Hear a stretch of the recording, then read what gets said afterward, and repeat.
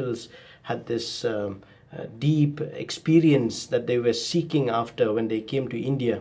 In fact, they sat at the feet of a guru called as Maharishi Mahesh Yogi. Right. Yeah, and Maharishi Mahesh Yogi was one who has also helped in some sense to popularize yoga.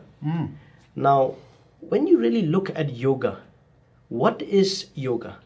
Now, yoga basically is taken from the word yujir and yuja. The very word yoga actually means union with God. Now, if you understand pantheism or Hinduism, basically the classical or the philosophical one basically goes by this, that everything that we see is nothing but ultimate reality, that is Brahman.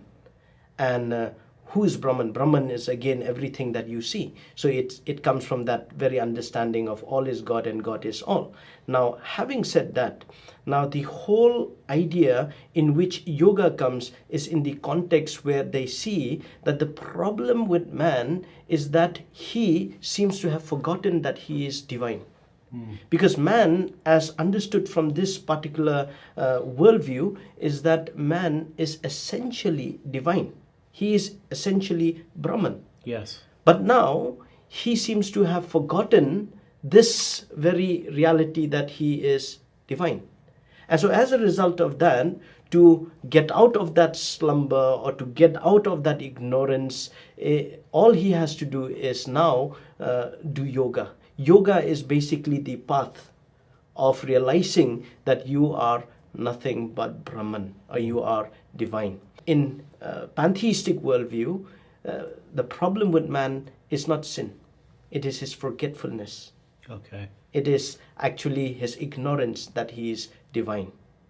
So I think when you really look at this aspect of its understanding of spirituality, and then yoga being proposed as the path of salvation, so to say, or to attain moksha.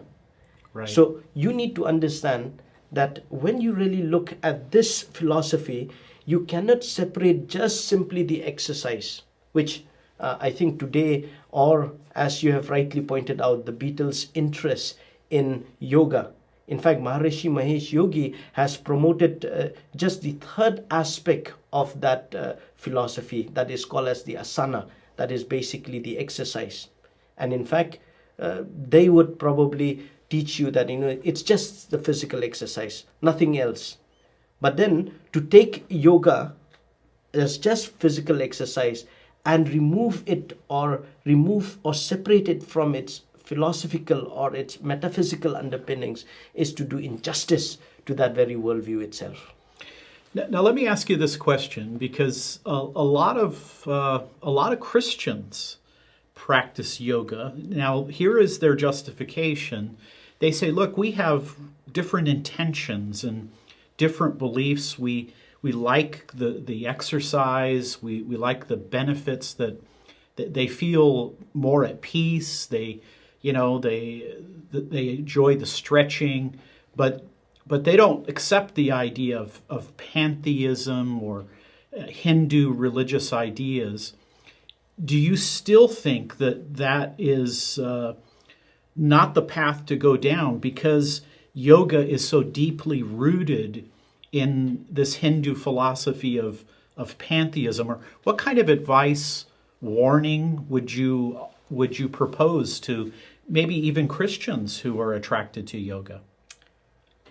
It's interesting that you bring this whole dimension of even many Christians now are of the opinion that yoga, there is nothing wrong with just simply adhering to the physical exercises, rather than, that they can even do yoga without probably considering the spiritual underpinnings or the metaphysical issues that it brings along. I think, but what is interesting is that many scholars, even Hindu scholars and many yoga gurus that I have read, if you look at Bharat Thakur, for instance, an example of that. He, in his writings, have very categorically said that, he finds issues with Christians especially looking at yoga as merely physical exercise, because he would say that, yoga has two aspects. It is a package. It is both the internal and the external. So you can't just simply take the external and leave the internal. Because at the end of the day, if you look at the whole package of yoga, it is meant to be a combination of both the internal as well as the external. So you can't have the external without the internal. So I think people are mistakenly, they're wrong in probably understanding that it is just merely a physical exercise and ignore the spiritual aspect of it. So the critical component here is that this practice is not neutral. It has deep roots in a metaphysical Hindu view, and since you have both internal and external, I guess in some ways you wouldn't really be doing yoga if you didn't consider the spiritual side. Exactly. Right. Okay. I agree with you. Thank you very much.